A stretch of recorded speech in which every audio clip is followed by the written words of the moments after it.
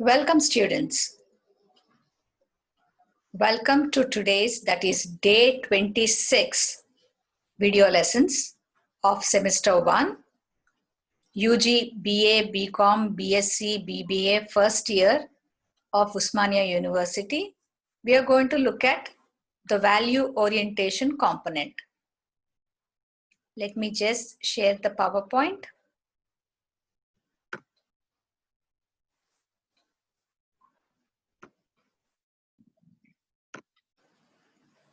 Just be with me.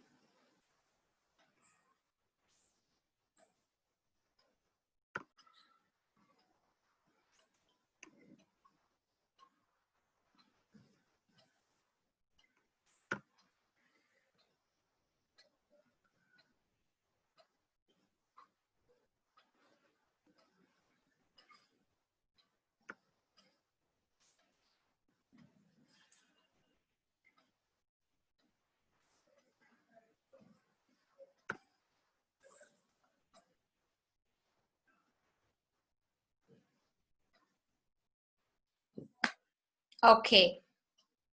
So we are going to look at value orientation component of General English UG first year course textbook of BA, BCom, BBA, BSc of Osmania University semester 1. I am Bangla Bharathi, Associate Professor of English, Vivekananda Government Degree College, Adikmet Road, Vidyanagar, Hyderabad. So what is it, value orientation? Like the reading passages of UG semester 1 and semester 2, when you look at the syllabus, I've shown you the textbook already. Each semester has 4 lessons and each lesson has a text.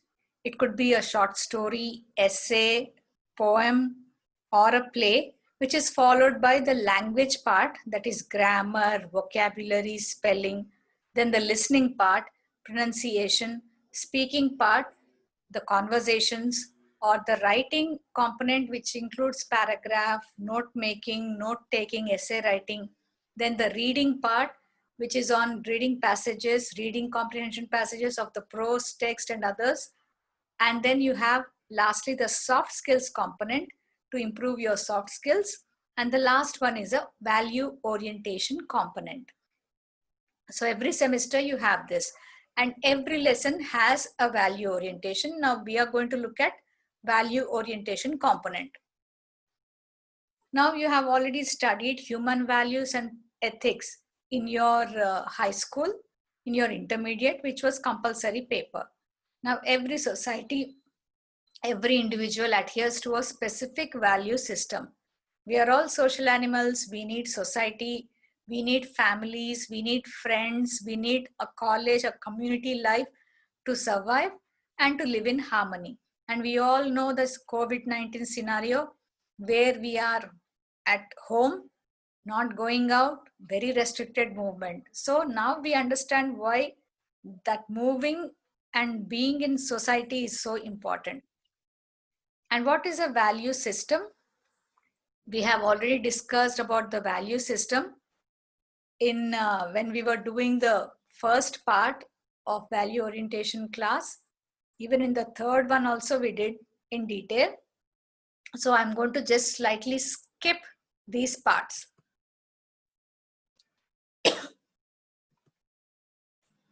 Coming to your value orientation of semester 1. Lesson 1, we did well begun is half done. Lesson 2, doubt is the beginning of wisdom. Lesson 3, actions speak louder than words. Lesson 4, faith can move mountains. Now each lesson, as I told you, will have a thought-provoking value orientation component, which is meant to channel your energies in a positive direction. This is the reason and the purpose or objective of this value orientation component. Lesson 4, we have faith can move mountains. Whose faith? What faith?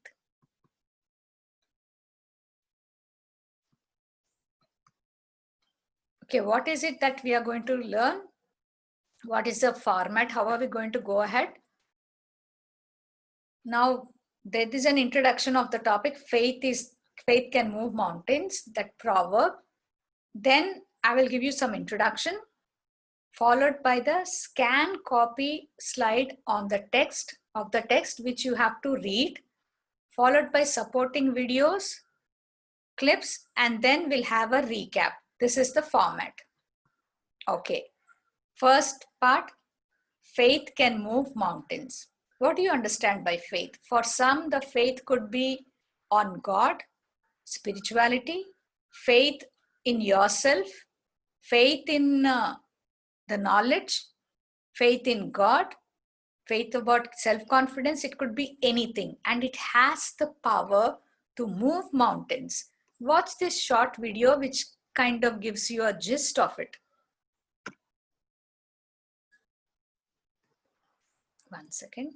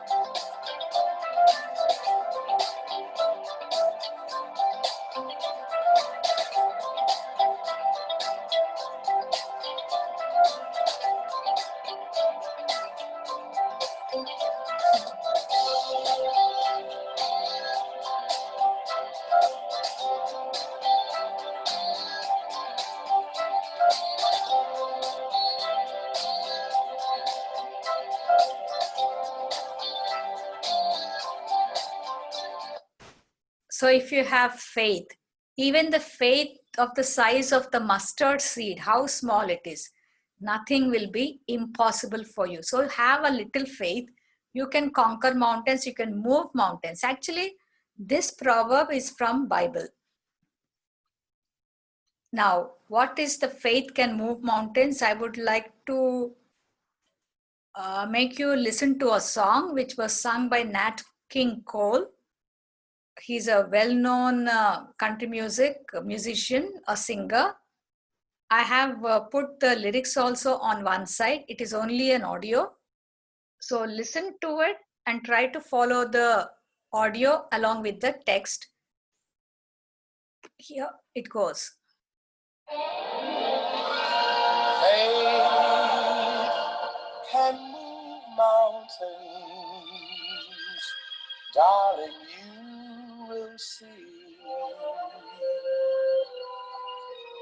I can move mountains if you have faith in me.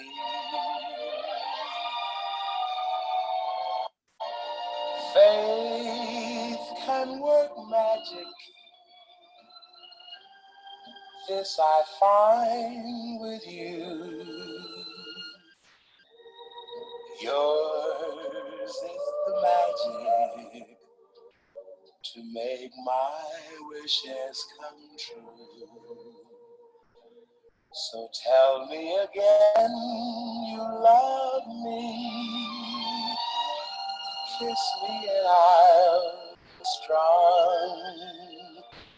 What couldn't I do when I know that you are here to help me along? Yes, faith can move mountains. Darling, you will see. I can move mountains if you have faith in me.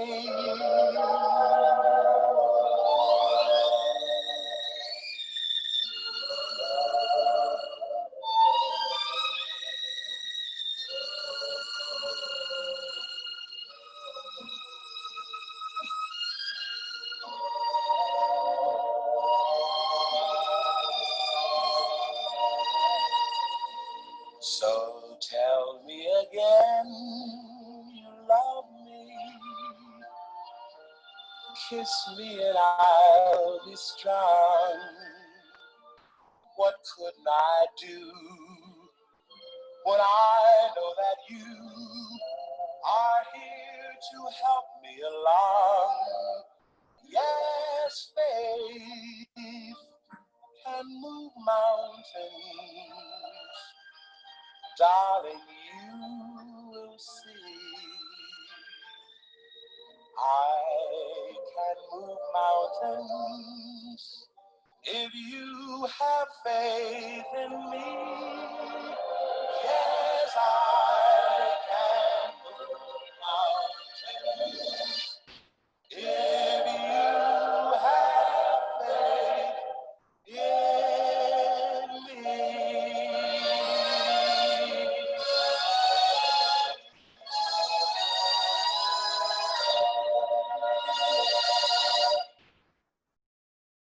That's the song.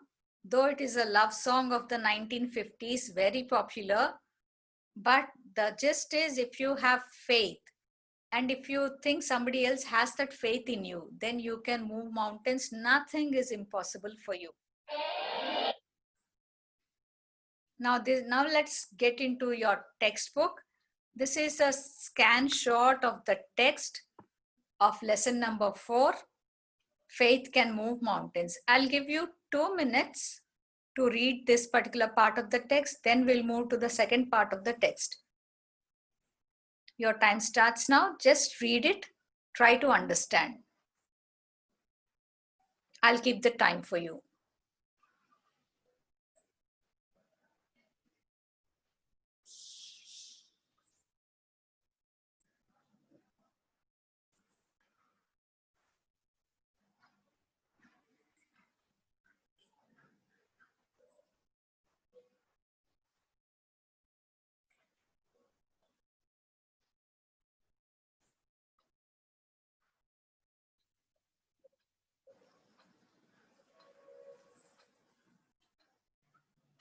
So faith can move mountains. It's an encouraging expression used to suggest that if your beliefs and convictions are strong, then you will be capable of accomplishing remarkable deeds. The mountains here represent all the difficulties that you might face, while faith represents a number of things, from one's spiritual beliefs to one's inner motivation and self-confidence. In fact, Mahatma Gandhi's life is a clear example of how one's faith can move mountains. He believed in the truth and steadfastly clung to the belief that India should acquire independence only through non-violence. And to this day, till today, he continues to inspire civil rights movements across the world, the non-violent method. And Nick Vujicic is an Australian motivational speaker. He was born without arms and legs, and as a child suffered mentally, emotionally, and physically due to his disability.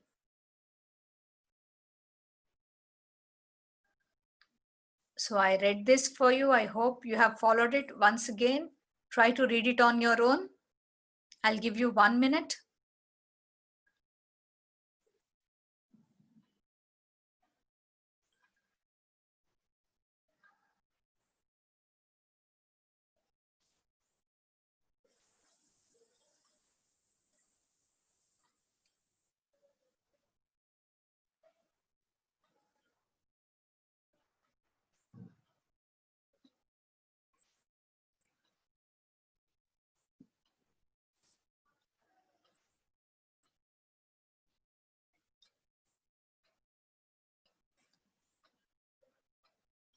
Let's move to the second part of the text. Here it is. About Nick. I'll give you 2 minutes of time. Read it. Then I'll read it for you again.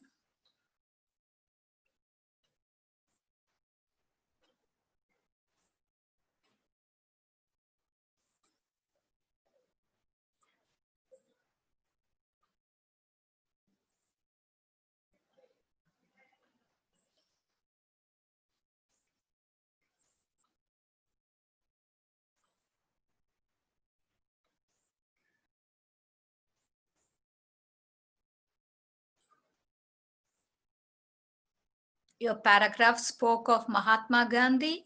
Then it gave out the example of Nick Vujicic, who is from Australia, who was born without limbs. That means no hands and no legs. He suffered a lot emotionally, physically, psychologically. In fact, when he was a child, I'm reading the passage for you. He was even prevented from attending mainstream middle schools. However, through sheer grit and determination, Nick was able to gain admission to a high school. Over time, he figured out how to live a full and rewarding life without the use of his limbs and is capable of answering his phone, swimming, using a computer, and playing musical instruments. Vujicic had immense faith in himself, and this faith gave him the strength to achieve impressive feats. When he realized he was not alone in his struggle, Vujicic embraced his disability and began delivering motivational speeches. He even founded a non-profit organization NGO called Life Without Limbs. He is now very famous around the world as a man who focuses on finding hope and meaning in life, despite whatever setbacks you might face. He truly embodies the idea that faith can move mountains. We'll look more about Nick's life.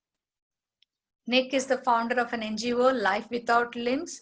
He's a motivational speaker, and now we will watch first video is about from a clip from one of his motivational speeches, followed by his talk on Oprah Winfrey's TV show. Oprah Winfrey is very popular television anchor who runs a TV show on her name, where celebrities come and share their success stories or failures or how they became successful. So the first video is from Nick's motivational speeches. This is kind of long. You have, if you remember, you had read about Nick in your 10th class or in your intermediate. He was a part of the syllabus. Here you get a speech of Nick in one of his motivational speeches. Here we go. He is answering the telephone. I'm coming! Ready?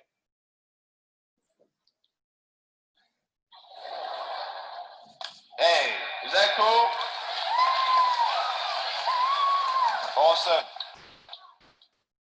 I want to talk about like when I started, going to school and stuff, a lot of people put me down, you know what I mean? Like people tease each other. I mean, people come up and say, hey, you're fat, you're fat, you're fat, you're fat, you're fat, you're fat, you're fat, you know, lose some weight. And you're like, you go home and you look yourself in the mirror and go, I'm fat, right? And so many people tease each other. Oh, you're too short, you're too tall, you look whatever.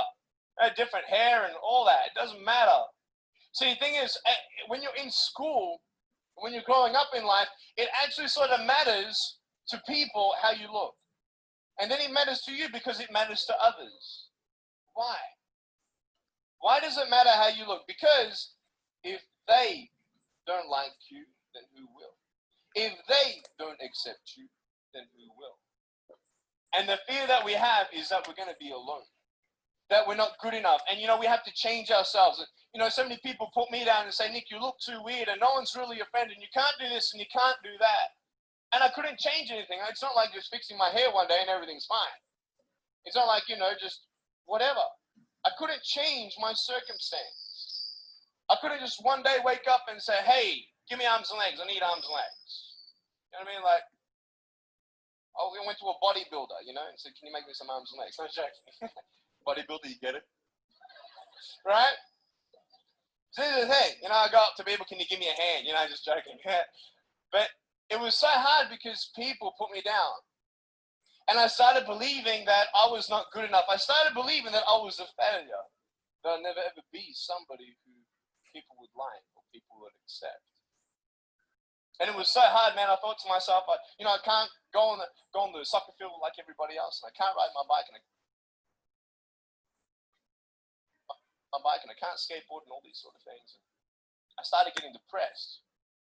I thought, what kind of purpose do I have to live? I mean, are you just here to live to die? I mean, is there not a purpose for me? Is there not a purpose in life? And I had questions and no answers. And I asked my mum and dad, why did this happen? I asked doctors, why did this happen? They don't know. There are some things in life that are out of your control that you can't change and you got to live with. The choice that we have, though, is either to give up or keep on going. I want to ask you, what are you going to believe? Are you going to believe in yourself? Are you going to believe everybody else's judgment on you? Are you going to believe people when they say that you're a failure and no one really likes you, no one really cares about you? And it's not really to say that, hey, you need someone to come up and say, hey, really, I like you, I care about you. No, it's not that, but it's the fact that people put you down. People don't even look you in the eye. People ask you how you are, and you say fine, but you're not fine, and they'll never know that. I tell you, life is interesting. Life's a journey. See this phone here? Let's say that I want to go to the phone, right? And I start from over here. Now, to get to the phone, it's not like I'm going to start meditating and going hum, right, and float across the air, right? It's not going to work. It's not like I'm going to go hum and woo, you know, it's not going to work. So I have to take one step at a time, one step at a time, one step at a time. You can only take one step at a time. I don't care how big your step is, it's only one step at a time. You can't do 2 steps in one. You understand? So it's like one step at a time. And you take steps in this direction, you take steps in that direction. You sort of get lost along the way, and sometimes you fall down. Now, to illustrate my point, I'm going to jump off the table, do a back twist, and land on the floor. Okay? Is that cool? Are you ready? Oh, there's a clock there. Okay, can you move the clock for a second, please? Beautiful, beautiful. All right. You ready? So, are you guys ready? Just let me know when you're ready. You ready? Okay, ready? 1, 2. I'm joking, man. Are you serious? Just put the clock back there. If I did that, I'll break my arm or something. You know what I mean? But honestly, along the way, you might fall down like this. Ready? Right. Hello. So what do you do when you fall down? Get back up. Everybody knows to get back up, because if I start walking, I'm not going to get anywhere. But I tell you, there are some times in life where you fall down, you feel like you don't have the strength to get back up. So sort of put a mask on your face when you come to school and pretend that everything's okay when it's not, and you go home and lay in your bed when no one's looking at you, when you don't have to impress anybody. You're yourself. And fear comes in. You know the fear that you have as soon as you walk into the doors of your house. Maybe it's a broken home. Maybe you have doubt in your life. Maybe you don't know for sure what's going to be happening in the future, and it scares you. Maybe you're worried about what people think of you, what people say about you. Just that fear paralyzes you. And I just want to ask you today, do you think you have hope? Because I tell you, I'm down here, face down, and I have no arms, no legs. It should be impossible for me to get back up. I mean, you go home and tie the legs and arms of your brothers and sisters and like push them down and see how long it's going to take them to get back up. You know what I mean? You know, you can tell them that you'll see them tomorrow. You know what I mean? But this is the thing. It should be impossible for me to get back up, but it's not. You see, I will try 100 times to get up, and if I fail 100 times, if I fail and I give up, do you think that I'm ever going to get up? No. But if I fail, I try again and again and again. For as long as I try, there's always that chance of getting up. Does that make sense? And it's not the end until you've given up. And just the fact that you're here should persuade you that you have another chance to get back up. There's still hope. I'm not here today to tell you that I understand your pain. I don't know how it feels to be abused. I don't know how it feels to feel, quote, fat and you've got an eating disorder. I don't know how it feels to have a broken home. I don't know how it feels I know how it feels to have a broken heart, and I know how it feels to be alone. And I want you to know that I found my strength in Jesus Christ, and you're going to find your strength in whatever you find it in. But I just want you to know that it's not the end. It matters how you're going to finish. Are you going to finish strong? You will find that strength to get back up like this.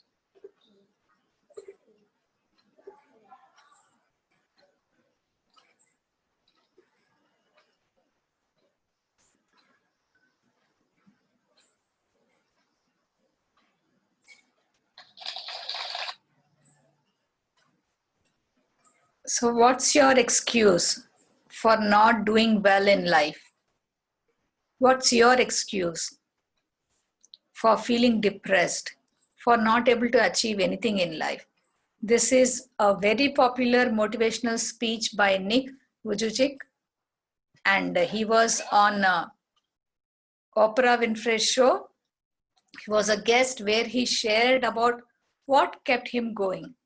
Now, this is a short biography from the Oprah Winfrey show, where you can see his troubles from his childhood, how he got up, how he struggled, and how he's where he's now. Watch it. Born in Australia without arms or legs, 30-year-old Nick Vujicic has become a symbol of triumph against all odds. His inspiring YouTube videos have been watched over 100 million times. It's a lie to think that you're not good enough. It's a lie to think that you're not worth anything. But the road to self-acceptance was excruciating for Nick. For years, he was harassed and tormented at school. When he was 10, Nick attempted suicide. After years of feeling worthless and alone, Nick's awakening came while reading an article about a disabled man who refused to let physical limitations hold him back. In that moment, Nick says he discovered the power to take control of his life, and he has. Today, Nick surfs, he snorkels, he golfs, and plays soccer.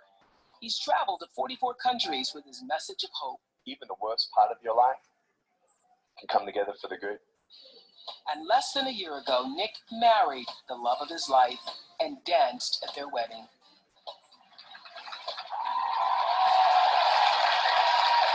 Nick's in our audience tonight. Say hello to Nick.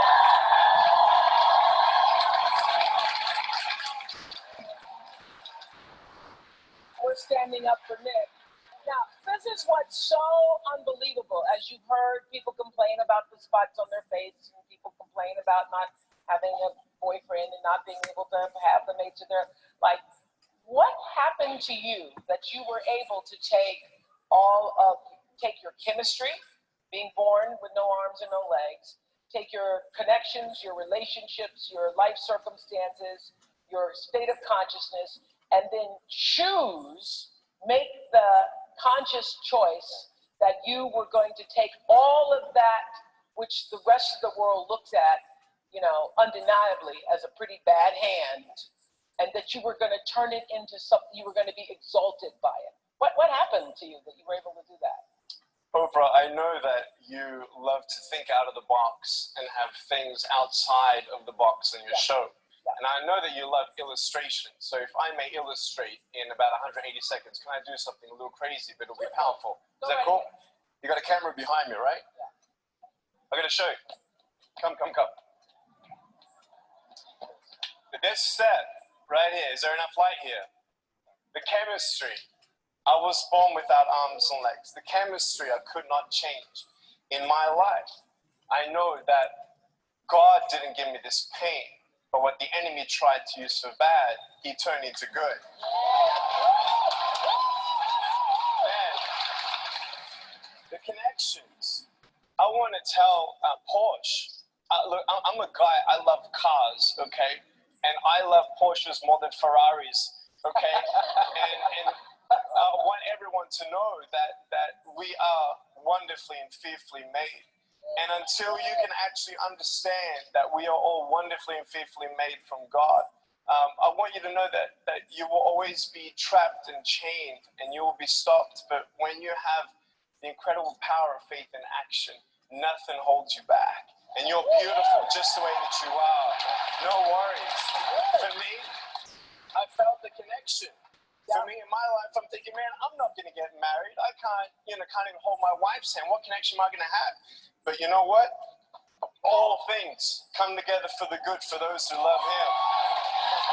Man, this is a little bit high. I'm going to break my arm, man. This is pretty crazy.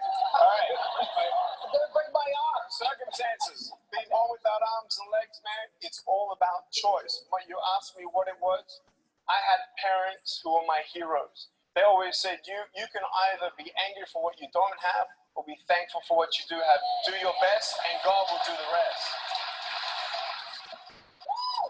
Man, consciousness, because I gave my life to Lord Jesus Christ and the renewing of my mind, I knew that I could be unstoppable.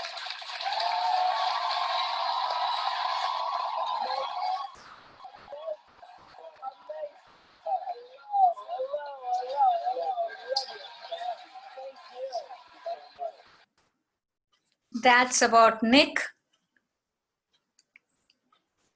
So instead of crying what you don't have, see what you have and what you can do with it. Born in Australia.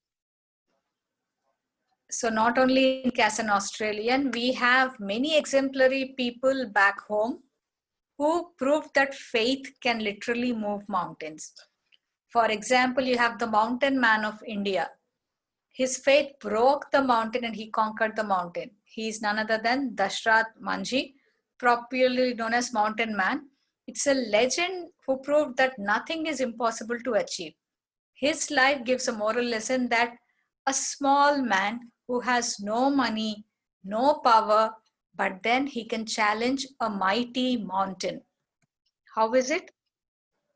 His firm determination to carve the huge mountain gives out a strong message that every hurdle can be crossed if one kept a firm eye on his or her goal. He worked 22 years, single-handed, without any support, carving a mountain, and the road was constructed by him. Now it is used by villagers across.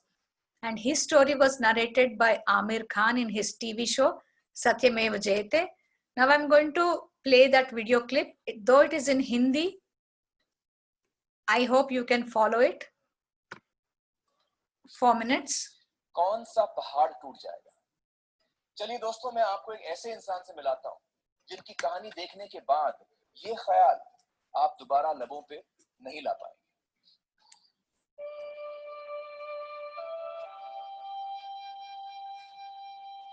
असाधारण और अविश्वसनीय लगने वाली ये एक सच्ची कहानी है। चारों तरफ पर्वतों से घिरे हुए बिहार के गहलौर गांव में दशरथ मांझी के साहस की ये दास्तां आज भी सुनाई जाती है। दुबले पतले जटा बढ़ाए, सदा बगल झोला लटकाए, 60 साल वे पार किए पर दिखते थे जस तस से दशरथ उनके पति। इस गांव से सबसे पास का शहर वजीरगंज 70 किलोमीटर की दूरी पर था। रोजगार से लेकर हर बुनियादी जरूरत के लिए गांव वालों को पहाड़ के ऊबड़ खाबड़ रास्तों से होकर दूसरी तरफ जाना पड़ता था। दशरथ भी हर रोज खेत मजदूरी करने और जंगल से लकड़ी लाने पहाड़ के उस ओर जाया करते थे। दोपहर में खाना और पानी पहुंचाने पत्नी फगुनी देवी पहाड़ चढ़कर आया करती थी। और फिर एक दिन एक घटना घटी। माई घड़ा लेके पानी लेके गया, खाना लेके ठोकर लगी तो वो गिर गई और मटकी फूट गई। उसके बाद खाना भी बिखर गया और घुटने में चोट आ गई। जेठ की दोपहरी थी। भूख प्यास से परेशान दशरथ पत्नी के इंतजार में आग बबूला हो रहे थे। आंख में आंसू लिए पत्नी उनके पास पहुंची। देख पत्नी की आंसू की धार, उनका गुस्सा हुआ फरार। सारी बात बताई पत्नी, कैसे फूटे मटके दशरथ उनके पति। पत्नी के दुख ने उन्हें परेशान कर दिया और उन्होंने सदियों से चली आ रही तकलीफ से अपने गांव को बाहर निकालने की ठान ली। और उसी टाइम उन्होंने प्रण किया था कि जैसे हमारा घड़ा को तू फोड़ा है ना, अब वैसे मैं तुमको भी फोड़ के बता देता हूँ और मैं कोशिश करूंगा कि इस पहाड़ को मैं फोड़ के आदमी को पार करूं।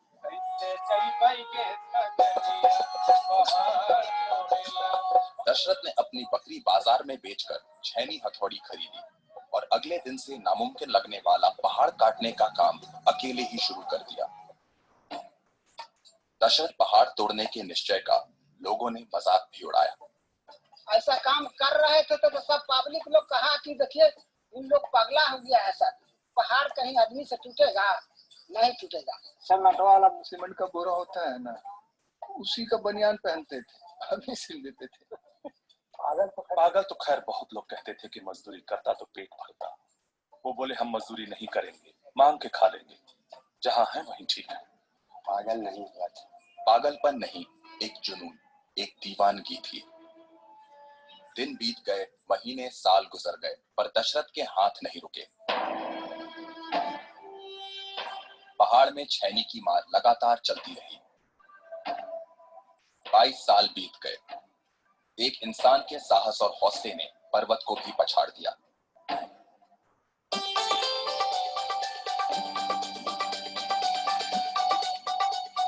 अकेले ही दशरथ माझी ने पहाड़ का सीना चीरकर उसमें से रास्ता बना लिया।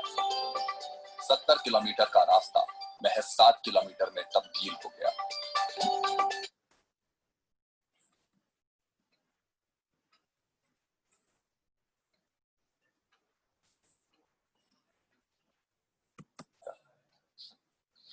कौन सा पहाड़? So that's the story of the mountain man of India. Now, it was made into a film in 2015, Manji, Mountain Man. But then single thing that because the village had a huge mountain in the center and the next town was 17 kilometers where people used to go around and reach the town for every reason. So his wife, while bringing water and tiffin to him when he was working in a farm, she fell and she hurt. So she couldn't give him his lunch on time. Because the mountain had broken his wife's pot and she fell and she got hurt, Manchi immediately resolved that I'm going to break this mountain at any cost. Then later his wife passed away. People called him mad. People called him he's out of his mind. And the only goat that he had, he sold it and he bought a hammer and a spade and he worked on the mountain for 22 years. And then he made a road on the mountain.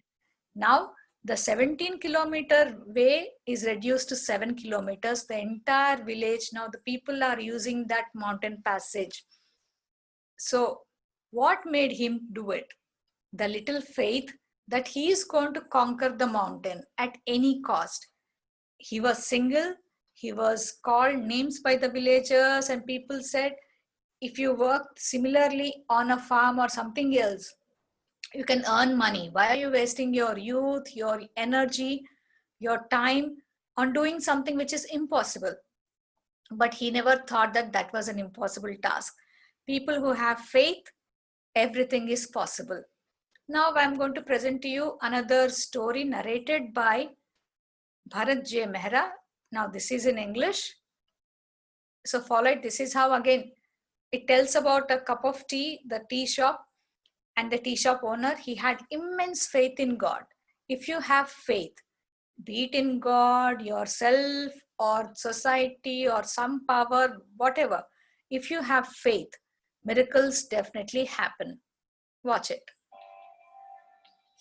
Hi everybody. In this phase of turmoil, tension, fear, today I would not like to talk about any astrology or any advice as far as what should be done to prevent yourself from this COVID or anything about social distancing or masks. Today I want to share a true story with you all. This is from the Kupwara sector in Jammu and Kashmir. I have been reading this again quite a few times in the last few years. The name is A Cup of Tea. There was this group of 15 soldiers led by a major, and they were on their way to their post in the Himalayas where they would be deployed for the next 3 months. The batch who would be relieved was waiting anxiously for these guys to reach there.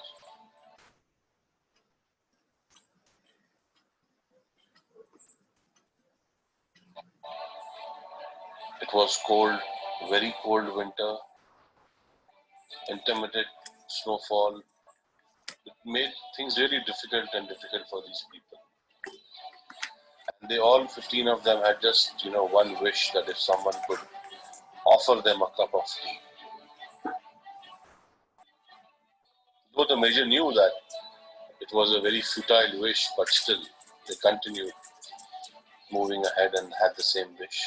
After an hour, before they came across a dilapidated structure which looked like a tea shop, padlocked. That was their bad luck, said the major to these guys. It's our bad luck, the no tea boys. And let's take some rest. We've been walking for 3-4 hours now. They said, we can make tea. There were 15 of them, but we'll have to break the lock, suggested one of the soldiers, because there was nobody there.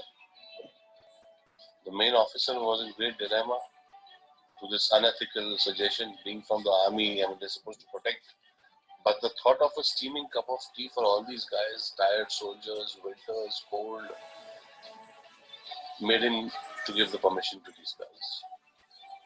So they were in luck. The place had everything needed to make tea and also, in fact, a packet of biscuits. The soldiers had tea, 2 cups each. They had biscuits and were ready for the remaining journey. The major thought they had broken open the lock also. They had all the tea and all the biscuits, used the milk without the permission of the owner. They are not a band of thieves, but disciplined soldiers. So he took out a few thousand rupees. In this phase of from him, which he did not have, going through a very tough time because my only son. 1 second, students. I think there's some problem. A remote place, and the owner was an old passed by, and they continued to. Wait. Let me just. And he was now, relieved of his guilt. He ordered his people to put the shutter down. A few thousand rupees. Yeah. From his wallet, placed it on the counter, pressed under a sugar container so that the owner could see it whenever he would come back. And he was now, relieved of his guilt. He ordered his people to put the shutter down and he proceeded further. 3-4 months passed by and they continued to do gallantly.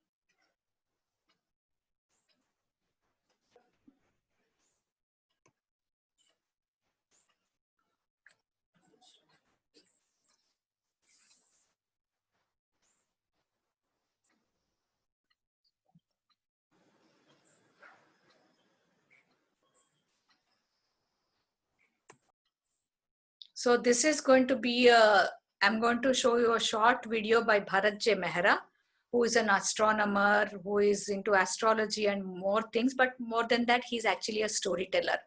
Now he's going to narrate this story, wherein he tells you about how having faith, be it in God or whatever, how having faith can create miracles. It can bring miracles into your life.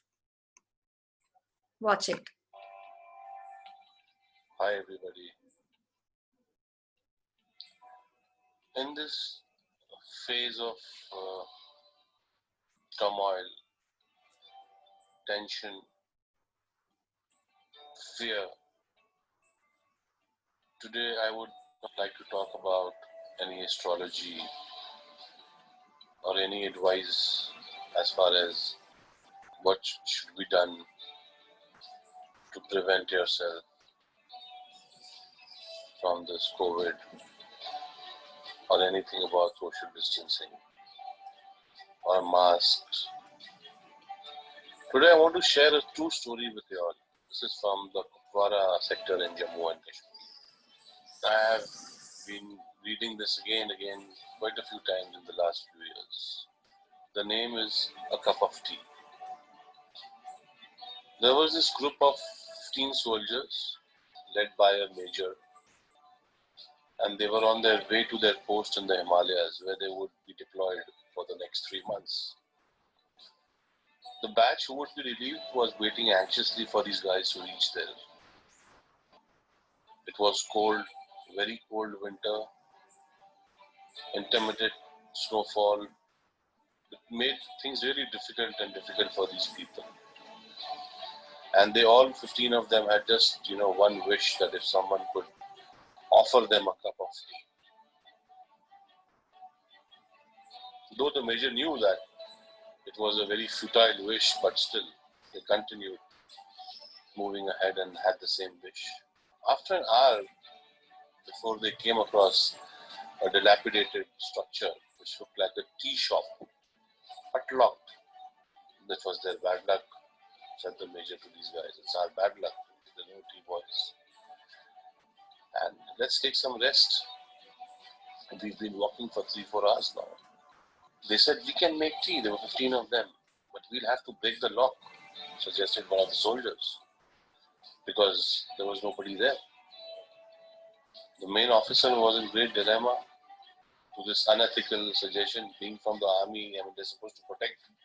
But the thought of a steaming cup of tea for all these guys, tired soldiers, winters, cold, made him to give the permission to these guys. So they were in luck. The place had everything needed to make tea and also, in fact, a packet of biscuits. The soldiers had tea, 2 cups each. They had biscuits and were ready for the remaining journey. The major thought they had broken open the lock also. They had all the tea and all the biscuits, used the milk without the permission of the owner. They are not a band of thieves, but disciplined soldiers. So he took out a few thousand rupees from his wallet, placed it on the counter, pressed under a sugar container so that the owner could see it whenever he would come back. And he was now, relieved of his guilt. He ordered his people to put the shutter down and he proceeded further. 3-4 months passed by and they continued to do gallantly in their work and were lucky not to lose anyone from the group in the intense insurgency situation. It was time for another team to replace them. Now they had to go back. On their way back, they stopped at the same place, at the same tea shop. And as it was early in the evening, they saw the shop was open and the owner was present in the shop. The owner was an old man with very few resources, and Ben was very happy to, greet these 15 customers of his. All of them had the tea, had biscuits, and they were talking to the old man about his life, his experience, especially selling tea at such a remote place and what kind of people come and etc. etc. And the old man also had many stories to tell them, faith in God and, oh Baba, if God is there, why should he keep you in such poverty then? Commented one of the soldiers. So the guy said, don't say like this, Sahab, don't say like this. God is actually there and I got proof. So these guys were like, what proof do you have? So he said, 3 months ago, I was going through a very tough time because my only son had been severely beaten up by the terrorists over here who wanted some information from him, which he did not have. I had closed my shop to take my son to the hospital. Some medicines were to be purchased and I had no money. I had just 20 rupees. No one would give me money because of the fear of the terrorists. There was no hope, Sahab. There was no hope. And that day, Sahab, I prayed to God for help, and Sahab, you have to believe that God walked into my shop that day. When I returned to my shop, I found that my lock was broken. I felt I was finished. I was doomed. I lost whatever little I had, but Then I saw that God had left a few thousand rupees under the sugar pot. I can't tell you, Sahab, what that money was worth that day. My son's life. God exists, Sahab. He does. The faith in his eyes were unflinching. 15 pairs of eyes met the eyes of the main officer and read the order in his eyes clear. Just keep quiet. The officer got up and paid the bill. He hugged the old man and said, "Yes, Baba, I believe you. I know God exists. And yes, your tea was wonderful." The 15 pair of eyes did not miss to notice the moisture building up in the eyes of their officer or their sight. So now, why did I tell you all this story? Walking on the path of truth and compassion, you can be the messenger of God to anyone. Today, everybody needs to be a messenger of God. We have to have a lot of compassion. And if we follow the path of truth, we can be messengers. And if we can be messengers of God to anyone today, if we can help anyone in any way, we should go ahead and do whatever little bit we can. And let everybody feel that Sahab, Bhagwan hai, God is there, Sahab. So let us walk on the path of truth and compassion, and let us try and be a messenger of God for everyone. Thank you, friends. I know I have taken 8 minutes of your, but I hope this does wonders for the world. Thank you. Thank you. So that's about having faith. How, if you have faith, it can create miracles. So having a quick recap of what we did for the value orientation topic of lesson number 4, Faith Can Move Mountains. We saw an introduction with the 2 short videos. We heard a song by Faith Can Move Mountains. Then we looked at the textbook exercise, the value orientation text. We read it. And we saw 2 videos of Nick Vujicic, one from his motivational speech and one from Oprah Winfrey show. Then we also looked at the Mountain Man of India of Amir Khan, Satyameva Jayate. Then a video of Bharat J. Mehra's A Cup of Tea, where faith brings miracles. So students, with this we come to the end of value orientation of lesson number 4. So work hard, at the same time have faith. Having faith can actually move mountains. Have faith in yourself or in your abilities, in your hard work or in the system, and be compassionate to others. So thank you very much for watching. If you have any doubts, you can subscribe to the channel and you can leave your comments in the comment box. I shall revert to you. So stay safe, be safe, don't venture out unnecessarily, and keep the faith in you, because faith can move mountains. Thank you so much for watching.